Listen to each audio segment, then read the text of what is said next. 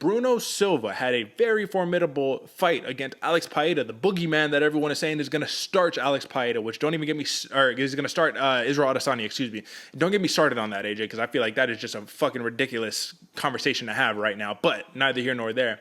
GM3 basically looked like a world-class kickboxer against Bruno Silva. Am I missing something here, AJ? Off night for Bruno Silva? Did this man come in with medical issues? Was he not mentally there? Because he was swinging for the fences from round 1 to round 3. No gas tank. It really felt like the big cage. Let's remember, Bruno Silva's used to fighting in this Apex cage, right?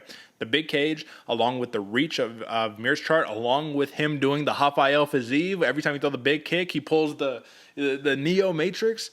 Those three things right there, I felt like completely froze Silva, took away his game plan, and made him a sitting duck to just get smacked on and you know what I mean, dropped and choked out. What do you think? Am I wrong? What do you think? No, I think you're right. As much as also it was an off night or what felt like an off night for Silva, I think this was GM3 on night. You know, he was looking good, man. Nonetheless, like we were saying in the pre-show, you know, you give this dude your neck, he's going to take it home with you. He was hunting those submissions, but what I like to see, man, the power was there for GM3, man. He was cracking off on Bruno Silva. And like you said, when Silva's swinging big, doing all these things, missing big, it gave GM3 a little bit more confidence to go in there and fight his fight and start really, like I said, cracking up on Bruno Silva, man. So as much as I agree with you, this seems like an off night for Bruno Silva, I also think this is a very on night for GM3. Bro, all I'm going to say is you talk to any handicapper, man. You looked at any of the big betting channels on YouTube, you did any of that stuff, and everyone would say, okay, the only person who gave him a little bit of love, right, was James Krause, because that's his buddy. He was all like, bro, and James Krause, you have to give him credit. He said, we've seen GM3 in these spots before, and he's had a knack for being able to overcome, right? Let's look for an example when he fought Makhmed Muradov, right? Same thing. No one gave him a chance. What did he do? He beats Makhmed Muradov. Oh, he finished him. Oh, fuck, right? Big deal. So Shea, which is a dude who kind of does this betting stuff with James Krause because he has his own betting stuff, which I encourage you guys to go check out. Check him out. James Krause, he's a fantastic guy. No longer, I think he retired too, right? No longer fighting. He's now just fully coaching and betting and stuff.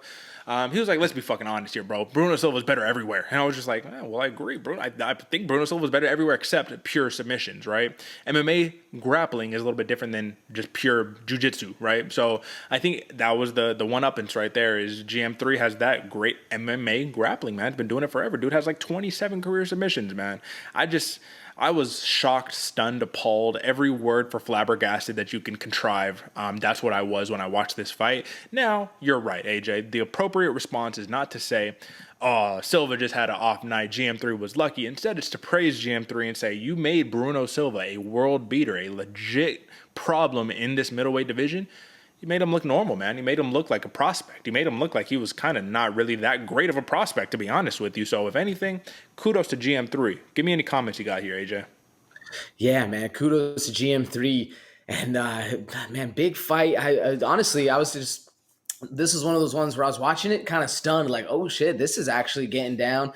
Big fight. And almost it's weird because with this GM3 win, he's almost more in limbo again. Like, now where do we go with GM3? You know, he was on that losing skid. It seemed like he was really catching a lot of the heat from the media. Nobody's giving him any credit. But now he gets a big win. Where do we go? It's a weird win for limbo for GM3. I'm excited to see where the UFC puts him because this is one of a new like perennial, not necessarily gatekeeper, but in that kind of area, you know? Yeah. And you remember when I said earlier that with the retirement of Uriah Hall, he ended up tying second place with Anderson Silva and Thiago Silva for most knockouts, 8 knockouts in the middleweight division, right? Well, check out another fun stat that we have here for GM3. GM3 has now notched the second most finishes in middleweight history, UFC middleweight history with 10. The leader is Anderson Silva with 11. So by the end of GM3's career, he could very well be the leader of finishes in the middleweight division in the UFC's history, which is kind of the craziest thing if you think about all the killers, all the badass people that have graced the middleweight division. You say GM3 is the guy. I'm just saying, bro. So huge, monstrous plus 525, submission prop victory for GM3. And this is almost like the equivalent of Paul Craig, where it's like you bet submission with Paul Craig, bet submission with GM3, because this is almost like a random person who never watched a GM3 fight before, and they just looked at like results on ESPN. You know what I mean? And they more or less just said like, okay, what I'm going to do is I'm just going to look at all the results and I'm going to take the bet. And I'm saying, oh, well, this dude has what, 27 submissions? Well, I'm just going to bet on submission. And then it should make sense, right?